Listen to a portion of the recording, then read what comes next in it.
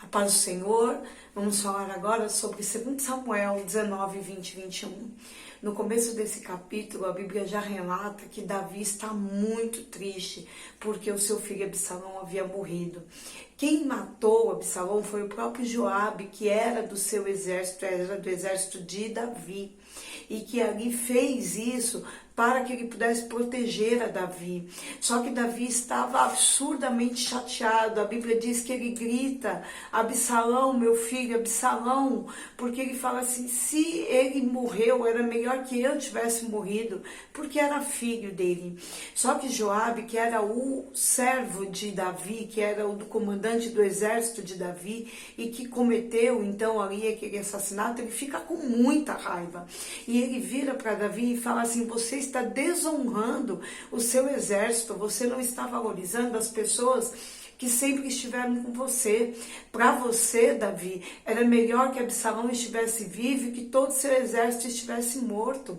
Ele fica muito contrariado porque o que ele fez para proteger Davi e todos aqueles que estavam na sua terra, todos aqueles que estavam ali abaixo da cobertura de Davi. Mas vamos lá.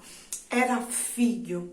Quando nós falamos assim, olha, você precisa entender que você é filho do Senhor, é este o exemplo que Deus quer que a gente tenha. Você, diante de Deus, ainda que tenha muitas falhas, tudo que te acontece, que te traz algum tipo de dor, dói muito mais em Deus, porque para Ele, para o Senhor, assim como para Davi, tudo que estava acontecendo, tudo que aconteceu com Absalão, doía nele, porque simplesmente ele era filho.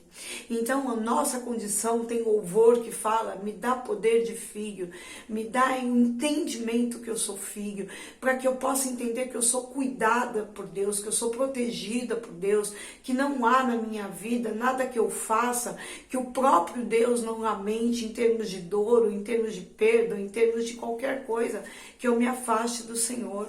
Joabe está muito chateado aí, e essa bronca que ele dá no Davi, veja, eles eram próximos desde a história lá de Betseba.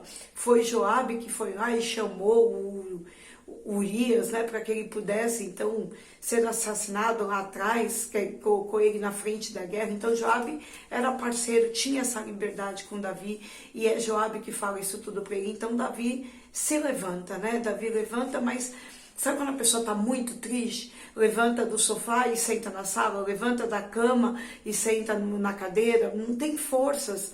Davi, então, ele se levanta dali de onde ele acabou de levar essa bronca de Joabe, e ele senta na entrada de Jerusalém. Quando ele senta na entrada de Jerusalém, muitos daqueles de Israel vão chegando até ele, vão se aproximando dele, mas não permanecem, porque Davi, ele realmente está ali muito abatido com o que aconteceu, e ele está assim por conta mesmo de ter o seu filho ter morrido. Porém, uma vez que morreu Absalão, o próprio povo de Israel fala: Davi era aquele que lá atrás brigou com os filisteus por nós, é aquele que nos defendeu, aquele que cuidou de nós. Então, agora que nós ungimos Absalão como rei, mas Absalão morreu, por que nós não vamos colocar de volta Davi no lugar de rei?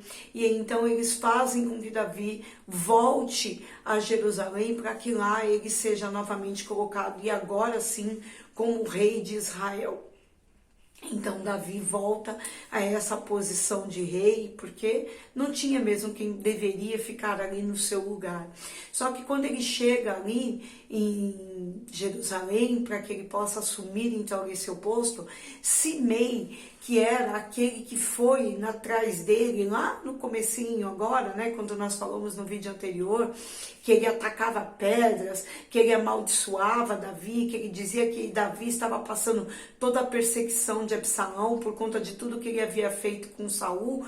O próprio Simei se apresenta diante de Davi e fala: olha, que não caia sobre o teu servo o mal que ele lhe fez. Eu pequei contra você, eu pequei contra Deus. Simei já começa se justificando, porque Davi estava ali sendo colocado em lugar de honra, e ele sabia o que ele tinha feito em relação a Davi.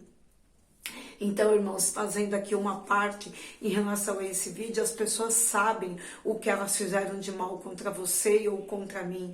E muitas vezes, no decorrer das situações, elas vão nos espezinhando, elas vão nos pisando, elas vão fazendo uma série de coisas. Porém, há o tempo do Senhor dele dizer o basta. E quando o Senhor diz o basta, e ele te coloca ou me coloca no lugar de honra, essas pessoas, elas vêm para perto de nós.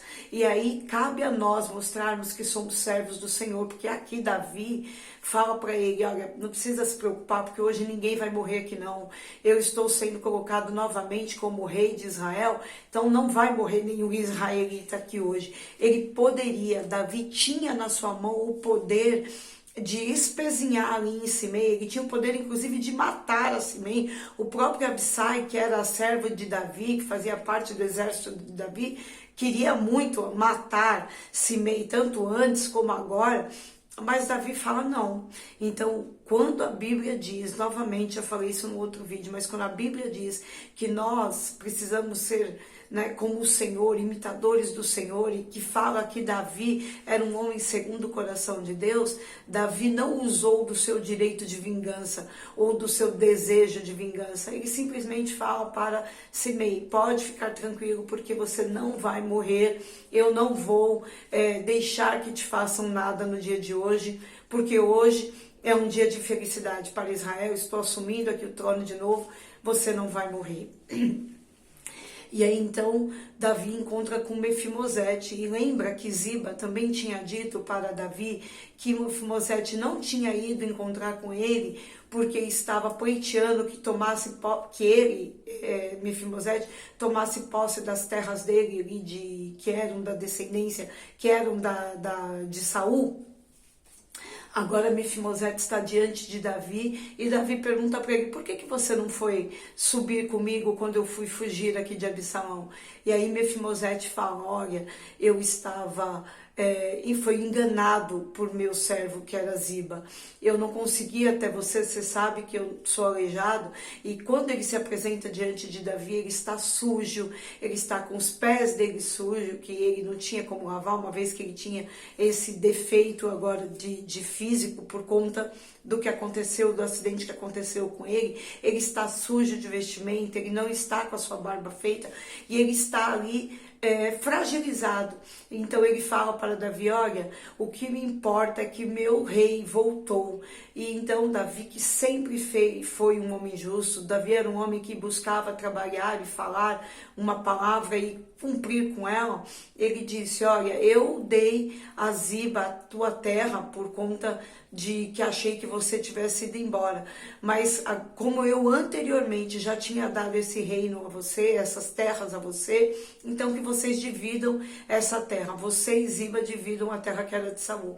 Mas Mefimosete vira para Davi e fala, não, eu não preciso da terra, eu só precisava saber que você, o rei Davi, estava voltando bem, porque ele reconhecia que Davi fez para ele muito quando chamou ele para comer na sua mesa, para andar ali, para ficar perto de Davi, ser protegido por ele por conta da aliança que Davi havia feito com o seu pai Jonatas, né? Então, quando lá atrás também no vídeo anterior eu falei que a Bíblia dizia que Ziba havia sido inimigo do rei Davi junto com Simei, aqui se comprova também que Mefimosete de fato não foi encontrar Davi porque foi enganado, como ele fala aqui para Davi. E que mostra também, quando ele abre mão das terras dele para Ziba, que ele não estava procurando a Davi porque ele queria algum tipo de recompensa, de dinheiro, por conta das terras, não. Ele inclusive fala, eu abro mão disso, para mim me importa saber que você, Davi, está bem e voltou. Certo? Então, que nós possamos estar atentos àqueles que estão à nossa volta. Mefimosete, ele sofreu um acidente, até mesmo porque Ziba tentou correr com ele quando o pai dele morreu.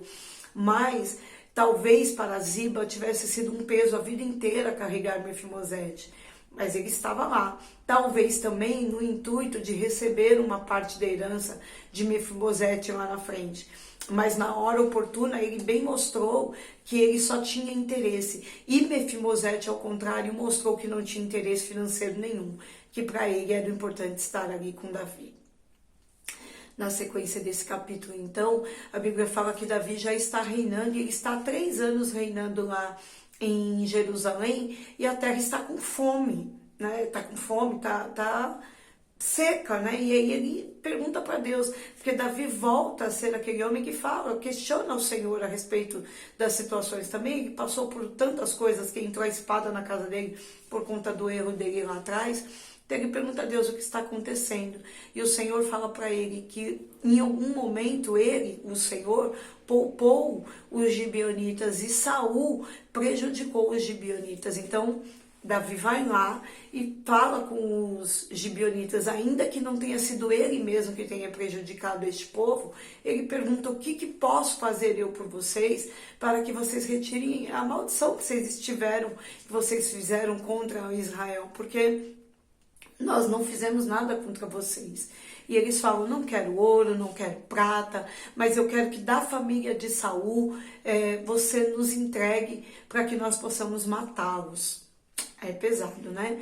Então, também quando nós falamos que a bênção e a maldição acompanham as nossas descendências, olha aqui o peso que estava sendo dado para todo Israel por conta de uma atitude de Saul. Assim também, irmãos, com a bênção, por conta da sua atitude, vai atingir a sua família, a sua descendência. Então, Davi fala para ele: olha, a gente faz um acordo aqui. Eu vou entregar nas suas mãos a descendência de Saul. Só que Davi ainda aqui poupa Mefimosete por conta da aliança que ele tinha feito com o pai de Mefimosete lá atrás, que era Jonatas, né? Que era aquele amigo dele tão chegado. E aí, então Davi entrega 7 homens da família de Saul para esses gibeonitas, e eles todos são enforcados nesse dia. E a Bíblia diz que eles caem, né? Todos caem ao mesmo tempo, e ali eles são praticamente comidos. Eles deveriam, né, ser comidos pelos bichos, mas Rispa, que é uma mulher dessa família, ela protege eles com um lençol. Então eles mesmo mortos, essa mulher tinha cuidado com eles. Então, ainda que tenha sido de uma situação diferente, difícil e tudo muito complicado, nós precisamos entender o quanto essa mulher, ela tinha zelo por aqueles que ela amava, e ela resolvia protegê-los, ainda que era ali só o corpo. Então, irmãos, que eu e você possamos olhar também e falar assim: olha, eu preciso todos os dias proteger os que eu amo, proteger aqueles que são meus, proteger a minha descendência. Como que eu posso proteger? Aqui, no caso, aconteceu uma coisa muito terrível, porque mataram os dela, né? Mataram a família dela. Então, para que ninguém mate a sua família, ou fisicamente, ou espiritualmente, interceda. Ela ali pegou um pano e ela ficava espantando os bichos, para que aqueles bichos não atacassem aqueles corpos. Faça da mesma forma. Você não precisa pegar um pano, mas coloque diante de Deus e ore: Senhor, que a minha oração espante do corpo da minha filha, da vida da minha filha, da vida daqueles que eu amo, tudo aquilo que é ruim, que eles sejam espantados, tirados, direcionados para longe, para que a minha casa, a minha família, aqueles que eu amo sejam guardados por Ti. Você tem, mulher, você tem, Regiane, a gente tem esse poder em Deus. É claro que eu não tenho poder nenhum, mas em Deus eu tenho essa autonomia, essa autoridade para que eu possa defender a minha casa. Então, que nós possamos lembrar que o Senhor, Ele espera isso de mim e de você, que a gente proteja a nossa casa em oração. Hoje é isso, eu tenho acesso a Deus para pedir a Ele: me ensina a proteger a minha casa em oração. Esses dias, até por conta dessas leituras, eu fui vendo um texto ou outro, um vídeo ou outro, fui repassando, e o povo de Israel tinha o ensinamento de orar de manhã, de tarde, de noite, e fazer ofertas na lua nova, que era semanal, fazer ofertas na colheita, fazer ofertas, enfim, em vários momentos. Então, irmãos, que nós possamos fazer essas ofertas hoje de adoração, hoje de intercessão. Eu sei que é muito difícil nos dias de hoje nós pararmos e ficarmos 1 hora orando, 2 horas orando, ou parar 3, 4 vezes ao dia, mas você não precisa parar. A Bíblia diz que você pode orar em todo o tempo. Então é andando, é falando, é trabalhando, é vivendo. Coloque seu filho, sua descendência, como uma meta de proteção diante de Deus, para que eles sejam guardados, como essa mulher fez aqui, guardando, no caso dela, os corpos da sua família, mas que você e eu possamos guardar a mente dos nossos filhos em oração, em proteção espiritual, pedindo a Deus que Ele guarde aqueles que nós amamos em todo o tempo. Amém? Vamos ficar por aqui. Falta somente um vídeo de 2 Samuel. E voltamos amanhã, então, para completá-lo em nome de Jesus. Fiquem todos na paz do Senhor.